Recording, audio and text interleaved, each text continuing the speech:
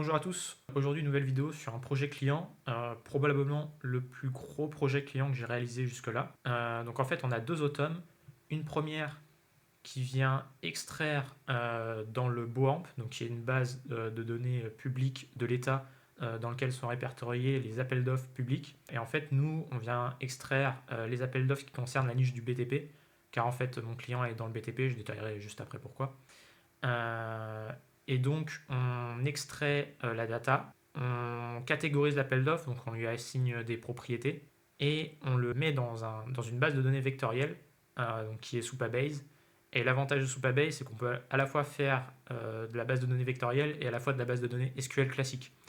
Et ça nous arrange plutôt pas mal parce que juste après, on a besoin de faire de la requête SQL classique pour récupérer dans Supabase. On a également une autre base de données qui stocke toutes les entreprises du client. Et pour chaque entreprise, on va scorer, on va récupérer les appels d'offres en lien avec leurs informations, puis on va scorer ces appels d'offres. En fait, on va les noter tout simplement et insérer les appels d'offres scorés dans Supabase également. Donc pour le contexte, le client il a un SaaS dans la niche du BTP et il souhaite tout simplement proposer des appels d'offres qui ont été scorés préalablement par le workflow aux entreprises, enfin aux dirigeants d'entreprises qui s'inscrivent sur son SaaS tout simplement. On a dans un premier temps récupération des données des entreprises via formulaire, donc ça c'est directement stocké sous Supabase via son site en fait. Et on a également de l'enrichissement, mais ça c'est pour un autre workflow, on verra pas ça là aujourd'hui. Et après l'idée, c'est qu'on a un agent de veille qui va venir scorer les appels d'offres du coup. Et c'est pour ça qu'on a besoin d'à la fois d'un RAG, enfin le RAG c'est plutôt pour une autre partie du projet qui est en fait de créer un chatbot pour permettre aux dirigeants d'entreprise de dialoguer de dialoguer indirectement avec les appels d'offres. Parce qu'en fait, on va dire que les dirigeants d'entreprise du BTP ont un peu leur propre jargon entre guillemets. Et l'avantage, c'est qu'avec un chatbot, et l'avantage même du SaaS tout court, c'est qu'ils vont avoir les appels d'offres qui les intéressent. Et une fois qu'ils ont un appel d'offres précis en particulier qu'ils veulent approfondir, bah, ils peuvent poser des questions à un agent pour, par exemple, approfondir, pour savoir plus de détails, par exemple, sur le budget, etc., du chantier proposé. Mais donc, en gros, l'idée, c'est ça. Pour détailler un peu l'automne, comment ça marche, on va dans le BOAMP, du coup, cette base de données de l'État, on récupère les appels d'offres avec des filtres qui gardent que les appels d'offres du BTP. Et plutôt que d'analyser la data qui est renvoyée par le BOAMP, qui n'est pas structurée de la même manière en fonction des appels d'offres, c'est-à-dire que pour un appel d'offres différent, il y a plusieurs types d'appels d'offres dans le BOAMP. Il y a des appels d'offres français, il y a des appels d'offres européens. Et la structure de l'appel d'offres en fonction de son type n'est jamais la même.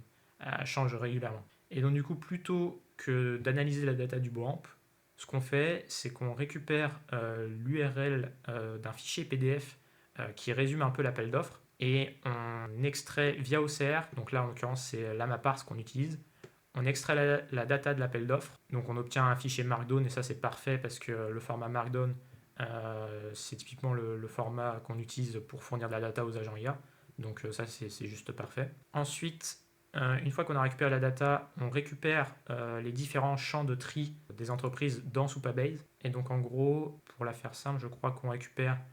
Donc c'est que des informations en fait qui sont renseignées lorsque l'entreprise s'inscrit sur le SaaS. Et donc on a les domaines d'expertise de l'entreprise, la nature des chantiers qu'elle cible et le type de chantier qu'elle cible. Et donc ça on le fait via requête SQL parce que si je vais dans la base de données très rapidement, c'est une base qui ressemble à ça. Alors là c'est un peu flou parce que c'est mal agencé.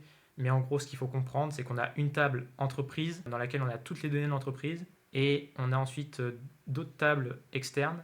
En fait, on a une table entreprise, domaine expertise et domaine expertise.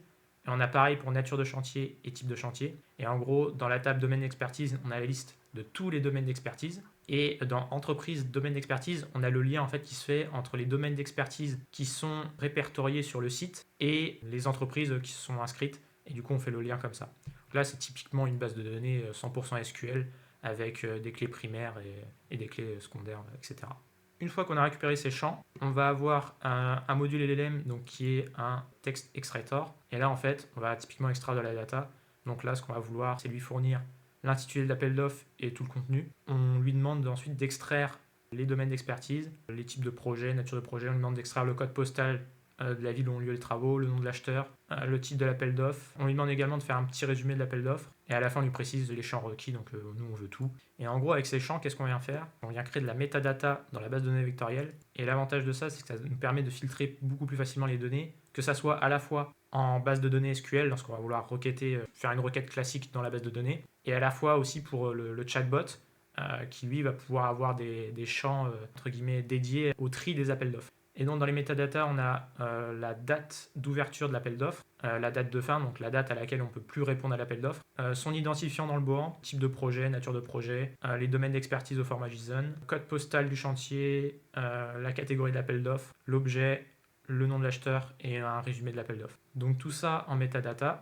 Et après, une fois du coup qu'on a inséré ça dans notre base de données vectorielle, l'avantage, comme je l'ai dit, c'est que Supabase, ça fait à la fois du SQL, enfin c'est à la fois une base de données SQL et à la fois la possibilité de faire une base de données vectorielle. Et donc du coup là, dans ce deuxième workflow, ce qu'on vient faire, c'est qu'on vient récupérer la liste de toutes les entreprises qui sont dans le Supabase. Et pour chaque entreprise, on va récupérer les appels d'offres et on va déterminer lesquels enfin directement dans ce module-là, on va faire un matching en fait entre les domaines d'expertise, les types de projets, les natures de projets qui ont été renseignés par l'entreprise et ceux des appels d'offres. Et grâce à ça, on va pouvoir ressortir les appels d'offres qui matchent en fonction des critères de l'entreprise.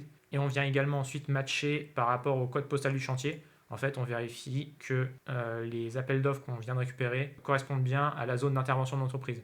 J'ai hésité à faire ça dans une requête SQL classique. Le problème, c'est que la zone d'intervention d'entreprise, elle peut être assez différente en fonction de la boîte, tout simplement. Et j'ai pensé que c'était mieux, d'un point de vue renseignement d'information, pour les gens qui vont s'inscrire, de juste avoir un champ texte dans lequel ils tapent leur zone d'intervention.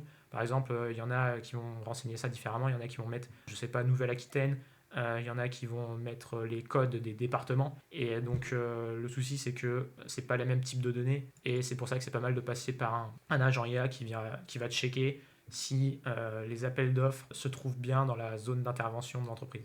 Et surtout que maintenant, il y a des nouveaux modèles qui ont été sortis par OpenAI.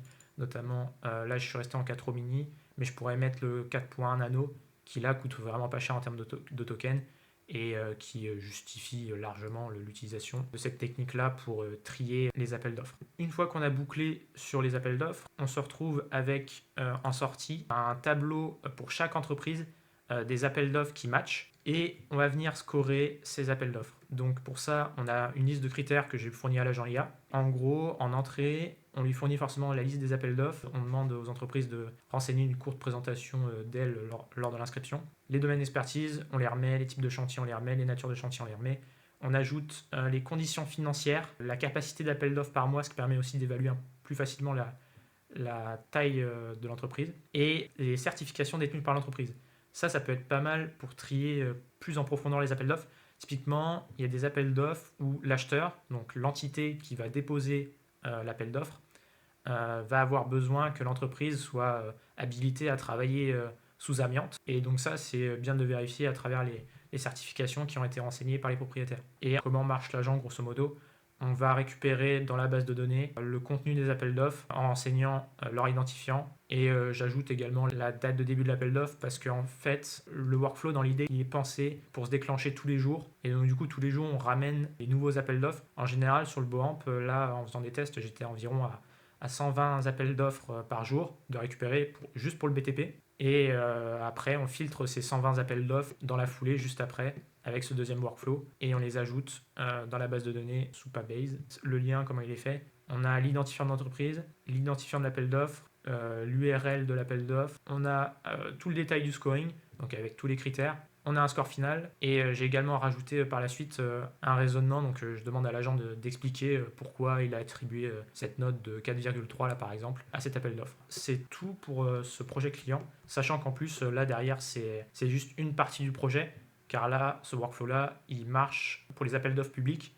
Là on est en train de voir avec le client pour les appels d'offres privés. Donc on se base sur les permis de construire qui sont déposés en France. Enfin bref, c'est encore une autre histoire. Je ferai une vidéo à ce moment-là sur ce workflow-là une fois qu'il sera terminé. Si la vidéo vous a plu, n'hésitez pas à mettre un like, à commenter, etc. Je serais ravi d'avoir vos retours sur ce projet qui est quand même assez gros et assez important. Et si vous souhaitez implémenter de l'IA ou des workflows automatisés dans votre entreprise ou dans vos processus, n'hésitez pas à prendre un appel avec moi via le lien qui est en description. Je serai ravi de vous aider, de vous aiguiller et de voir qu'est-ce qu'on pourrait faire ensemble pour intégrer l'IA dans votre structure tout simplement.